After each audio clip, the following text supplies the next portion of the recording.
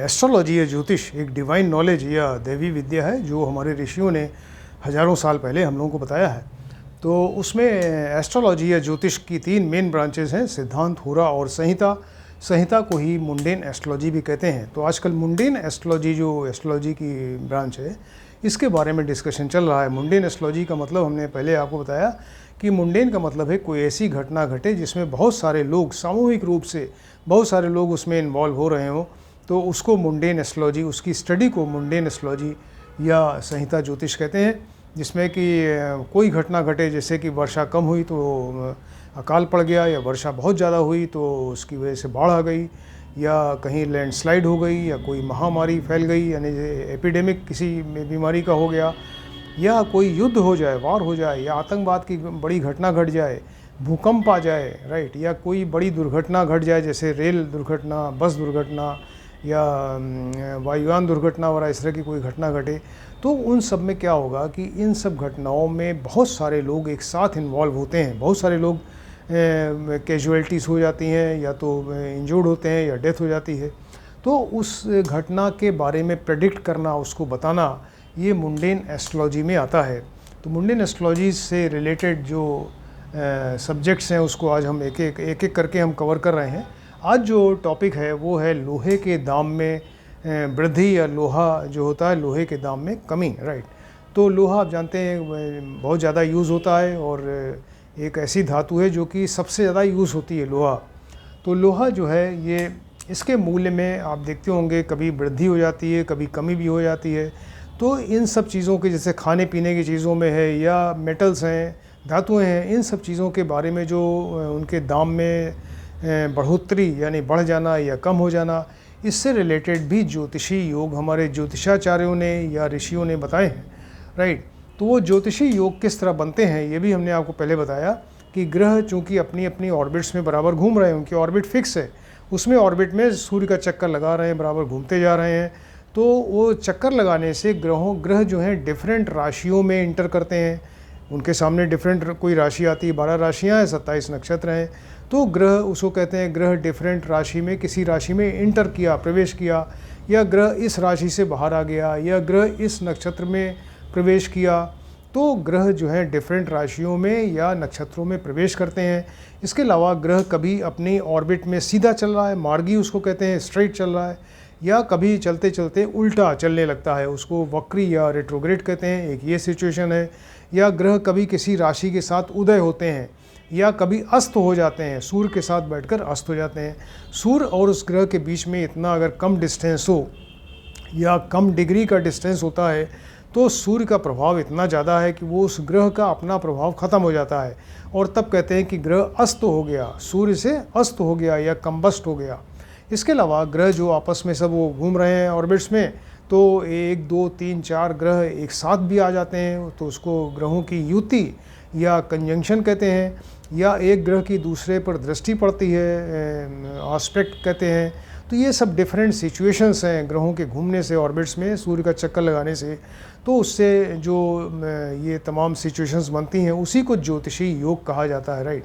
तो उन्हीं ज्योतिषी योग के आधार पर आप बता सकते हैं कि लोहे के मूल्य में कब वृद्धि होनी है, कब उसकी मूल्य में कमी होगी, राइट। तो जो लोहे का कारक ग्रह है, एक तो ये जानिए कि लोहे का जो रिप्रेजेंटेटिव है, कारक ग्रह है, वो शनि है। शनि जो है लोहे का कारक है, और जो लोहे की कारक राशियां हैं वो 1, 8, 10, 11, यानी 1, 8 का मतलब मेष राशि, वृश्चिक राशि जो मंगल की राशियां हैं, और 10 और 11 ये मकर और कुंभ राशियां, ये शनि की अपनी राशियां हैं, राइट। तो लोहे का जो कारक ग्रह है वो शनि है, और लोहे की कारक राशियाँ मेष राशि, वृश्चिक राशि और मकर राशि और कुंभ राशियाँ हैं, राइट। अब लोहे के मूल्य में वृद्धि के जो ज्योतिषी योग हैं, इसको आपको बताते हैं कि अगर मंगल का गोचर, ट्रांजिट जो है, घूम रहा है मंगल का गोचर 1 नंबर या 10 नंबर की राशि में आ जाए। 1 नंबर मंगल की अपनी राशि, और 10 नंबर ये शनि की राशि, जो जिसको कैप्रिकॉर्न या मकर राशि कहते हैं। तो मंगल का गोचर अगर मेष या मकर राशि में होगा तो लोहे का दाम बढ़ जाएगा, राइट। इसी तरह से मंगल अगर ये शनि की राशि मकर राशि में वक्री हो जाए, रेट्रोग्रेड हो जाए, शनि मंगल जो है वो मकर राशि में है और चलते चलते अचानक वो रेट्रोग्रेड हो गया, उल्टा चलने लगा, तो वो तब भी ये लोहे का दाम बढ़ेगा। इसी तरह से बुध का गोचर जो है वो मकर राशि में हो तो उससे भी लोहे का दाम बढ़ता है। बुध 5 नंबर राशि में वक्री हो जाए, यानी 5 नंबर मतलब सिंह राशि, सूर्य की राशि है, तो अगर ये बुध जो है वो सूर्य की राशि सिंह राशि में अगर वक्री हो जाए, चलते चलते उल्टा हो जाए, चलने लगे, तो वो लोहे का दाम बढ़ जाएगा। इसी तरह गुरु का गोचर 3 नंबर राशि यानी मिथुन राशि जो बुध की राशि है, तो गुरु का गोचर अगर मिथुन राशि में हो रहा है तो उस समय भी लोहे का दाम बढ़ता है। गुरु प्लस शनि की युति हो जाए, गुरु और शनि चलते चलते ऑर्बिट्स में घूम रहे हैं, तो गुरु और शनि एक साथ आ जाएं, या शनि का गोचर जो है वो सिंह राशि में हो जाए। शनि जो है वो सूर्य की राशि, शनि और सूर्य आपको मालूम है पिता पुत्र हैं, लेकिन इनमें आपस में शत्रुता है। तो शनि का गोचर, शनि पुत्र है, सूर्य पिता है, तो शनि का गोचर जो है वो अपने पिता की राशि यानी सूर्य की राशि सिंह राशि में हो जाए तो लोहे का दाम बढ़ता है। शनि मेष राशि में अस्त हो जाए, मेष राशि जो मंगल की राशि है उसमें अस्त यानी कम्बस्ट हो गया, सूर्य एकदम नज़दीक आ गया और शनि और सूर्य के बीच में गैप इतना कम हो गया कि शनि अस्त हो गया, कम्बस्ट हो गया। तो ये सारी सिचुएशंस ऐसी हैं, ऐसे योग हैं जिसमें कि लोहे का दाम बढ़ता है। अब कुछ योग हैं जिसमें कि लोहे के दाम में कमी भी होती है, तो वो क्या योग बताए गए हैं।